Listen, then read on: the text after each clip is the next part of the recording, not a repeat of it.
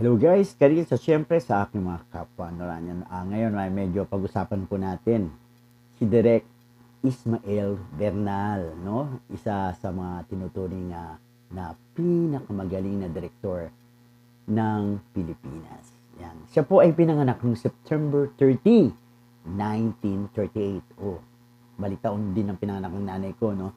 So, nagsimula po siya maging direktor noong 1971. Ito po yung napad ko to yung sa dulo ng panahon. Starring Rita Gomez at saka si Vic Vargas, no? Isa rin napaganda tungkol sa industriya ng pelikulang Pilipino. Pero bukod pa doon, no, ang dami pa niya mga pelikulang kilala, no, na mas tumanyag sa lalo doon sa Nunal sa Tubig, no? Isa pa yan, Nunal sa Tubig.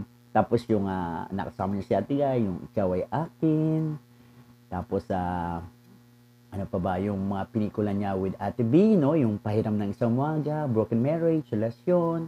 Tapos yung pelikula niya with Marisol Soriano, yung Hinugot sa Langit. Ito napad ko rin ito, napaganda rin pelikula tungkol sa abortion. At kung ano-ano pa, no? Tapos meron din siya yung Working Girls, yung part 1, no? Na napaganda at tinuturing na rin classic. At isa pa rin tinuturing na classic ay yung City After Dark, no?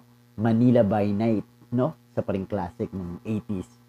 Pero mas tanyag po, mas kilala po si Ismael Bernal sa pelikulang Himala. Siya po ang direktor ng Himala na siyang kinikilalang greatest Filipino film of all time. Yes, eto na nga guys, no, mas kilala si Direk Ismael Bernal na ang kanyang ginawa ay ang Himala na nitong nakarang lamang ay hinirang na naman ang Himala ng greatest Filipino film of all time. Kung yung pong natandaan ay hinirang na rin po ang Himala ng greatest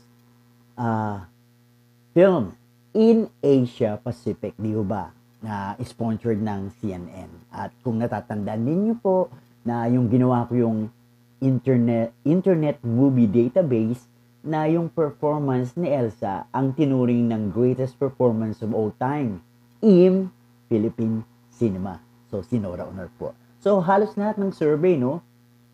Kadalasan ang Himala ang talaga namang the greatest film of all time in Philippine cinema. Directed by Ismael Bernal. Gusto niyo pong malaman kung bakit?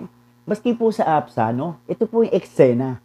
Yung eksena ng pinakita nila na kung bakit ito ay tinaguriang Asia Pacific greatest film of all time. Panoorin po natin to. Walang himala!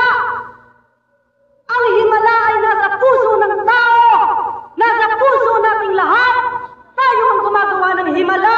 Tayo ang gumagawa ng mga sumpa ng mga Diyos!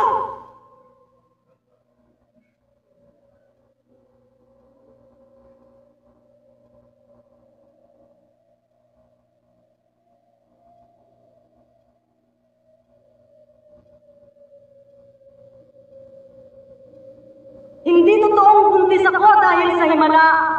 Hindi totoong nagpakita sa akin ng mahal na birhen. Walang himala.